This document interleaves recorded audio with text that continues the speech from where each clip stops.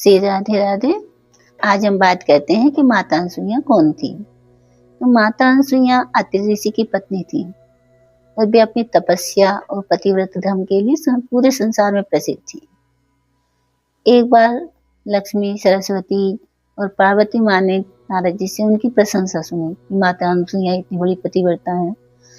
तो वे अपने अपने पतियों से बोली कि माता अनसुईया की इतनी प्रशंसा हो रही है, आप जाकर उनकी परीक्षा लीजिए।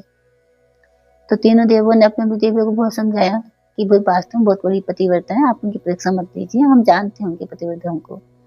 वे फिर भी हट करने लगी। तो उनके हट के आगे मजबूर होकर तीनों देवता पहुंच गए माता अनसुईया की परीक्षा लेने के लिए। और जाकर उन्होंने ब्राह्मण का वेश बना लिया और माता अनसुईया से बोले कि माई भिक्षा दो।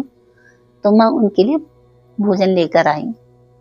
तो तीनों देव बोले कि माँ हम ये भोजन ग्रहण नहीं करेंगे, हमें तो ऐसा भोजन दो कि जिसकी उत्पत्ति तो हुई हो लेकिन किसी ने जूठा नहीं किया हो। तो माता पहले तो उनके बारे में सोचने लगी कि ये ऐसी जिद क्यों कर रहे। फिर उन्होंने ध्यान लगाया और देखा कि ये तो तीनों देव हैं और मेरी परीक्षा लेने के लिए आए हैं। तब वे देवों से मुस्कुरा कर बोली कि आपकी इच्छा जरूर पूरी होगी।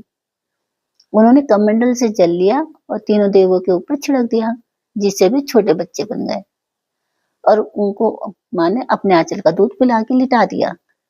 खेलने लगे बच्चे बनकर। अब जब तीनों देव अपने लोक नहीं पहुंचे तो उन देवियों को चिंता होने लगी, हमारे पति कहाँ गए। उन्होंने नारद जी का ध्यान किया। नारद जी प्रकट हुए। उन्होंने उनसे पूछा कि हमारे पति कहाँ हैं, अब तक नहीं लौटे। तो नारद जी बोले कि आपके पति तो माता अनसुईया के यहाँ पालने में झूल रहे। तो उनको अपनी गलती का एहसास हुआ और वे तीनों माता अनसुईया के पास पहुंच गई। वहां जाके उन्होंने माता अनसुईया से अपनी गलती की क्षमा मांगी और कहा, माँ हमसे अपराध हो गया, हमने आपकी परीक्षा लेने के लिए भेजा, आप हमें क्षमा करो, हमारे पति को हमें वापस कर दो। बस माता अनसुईया मुस्कुराई और उन्होंने फिर कमंडल से जल लिया, उनके ऊपर छिड़क दिया। तो उनको पहले जैसे देव बना दिया। ऐसी हमारी माता अनसुईया थी।